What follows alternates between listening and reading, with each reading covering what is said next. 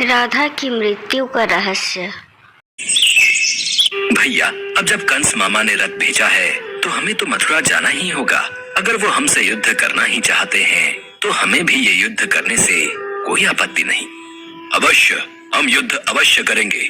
सारा वृंदावन इस बात से दुखी था कि कृष्ण के चले जाने से अब गांव सुनसान हो जाएगा।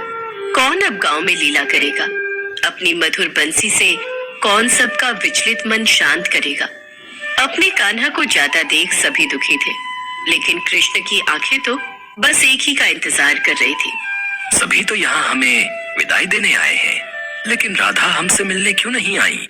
क्या उन्हें ज्ञात नहीं कि हम यहाँ से जा रहे हैं? क्या जाने से पहले उन्होंने हमसे मिलना जरूरी नहीं समझा? हम स्वयं ही उनके पास जाएंगे। सबकी नजरों से बचते हुए कृष्ण राधा से मिलने गए।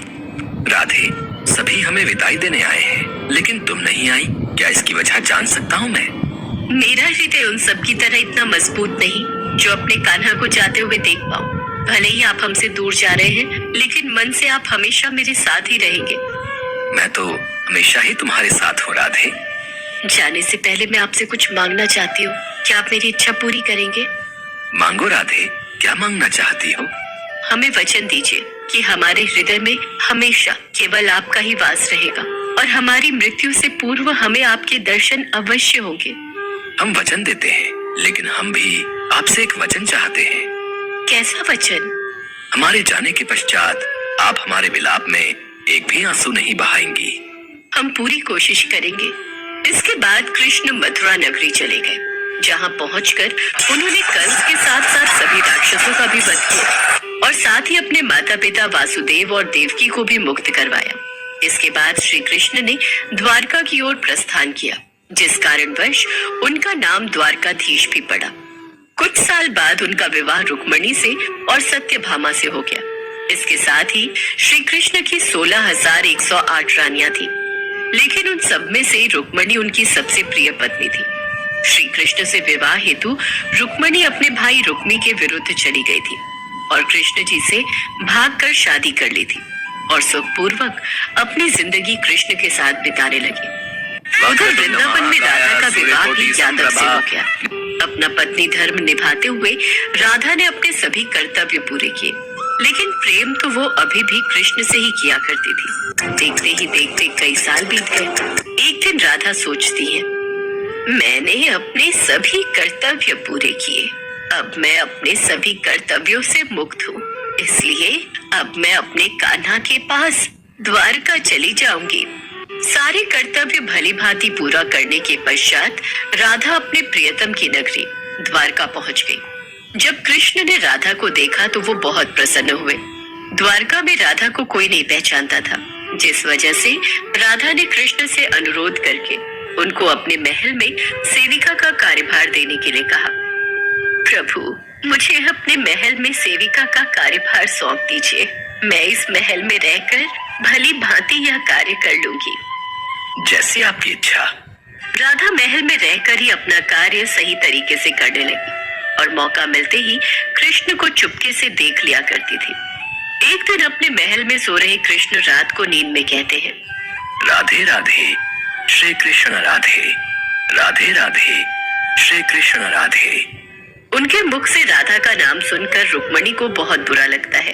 अगले दिन वो कृष्ण से पूछती है, स्वामी, आप कल सारी रात स्वप्न में राधा का ही नाम ले रहे थे, आखिर ऐसी क्या खास बात है उस राधा में? रुक्मणी, तुम एक बार राधा से मिलकर आओ, उनकी खासियत तुम्हें अपने आप पता चल जाएगी। ठीक है, फिर तो हम अभी उनसे मिलकर आते हैं। किंतु वहाँ जाने से पहले उनके लिए कुछ लेती हुई जाना। अवश्य। इसके पश्चात रुक्मणी राधा के लिए गर्म दूध का एक गिलास लेकर जाती है। राधा के महल में पहुंचने पर द्वार पर तेज प्रकाश चेहरे के साथ एक महिला खड़ी होती है। क्या तुम ही राधा हो? नहीं, मैं तो उनकी दासी हूँ। राधा तो 7 द्वार पार अपने कक्ष में आराम फरमा रही होंगी। इसके बाद रुक्मणी वो 7 द्वार पार कर राधा के कक्ष में पहुंच जाती है। अभी इन्हें सोने दीजिए महारानी। राधा कई रातों से श्री कृष्ण के नाम का जप कर रही है और इन्हें बड़ी मुश्किल से अब नींद आई है। श्री कृष्ण ने मुझे राधा से मिलने के लिए भेजा है। इतने में राधा उठकर बैठ जाती है और कहती है, कृष्ण ने मुझसे मिलने के लिए किसी को भेजा है? ये देख रुक्मणी हैरान रह जाती है।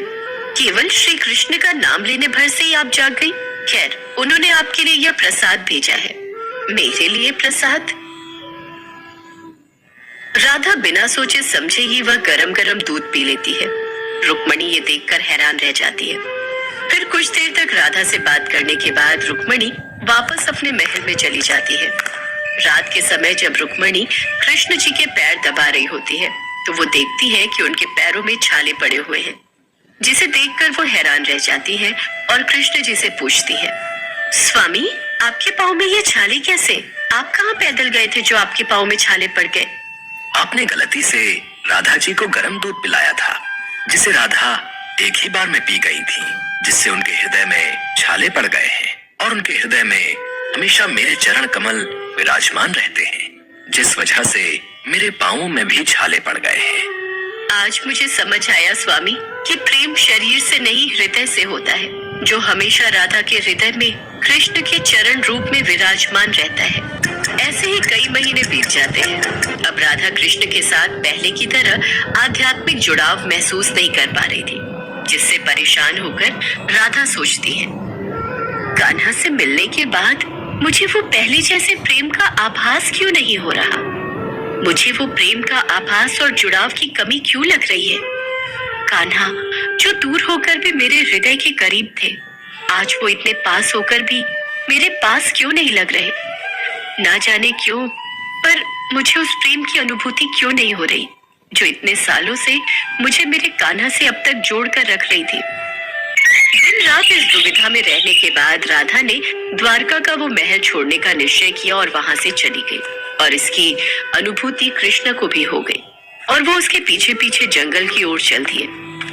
राधे, क्या हुआ राधे? मैं अब इस संसार का भाग नहीं बनना चाहती कान्हा।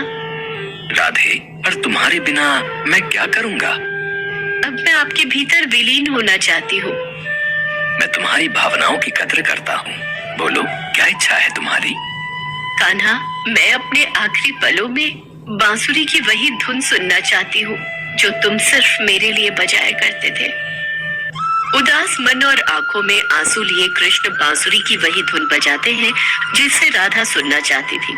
श्री कृष्ण ने दिन रात बांसुरी बजाई जब तक राधा आध्यात्मिक रूप से कृष्ण में विलीन नहीं हो गई।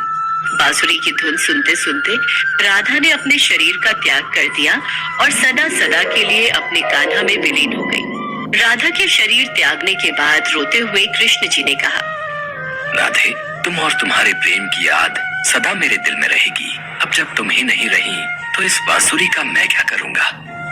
हालांकि भगवान कृष्ण जानते थे कि उनका प्रेम अमर है, बावजूद इसके वे राधा की मृत्यु को बर्दाश्त नहीं कर सके।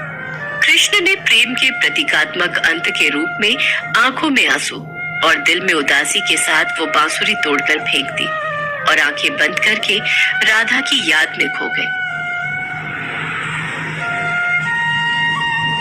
इसके बाद ताउम्र कभी उन्होंने बांसुरी नहीं बजाई।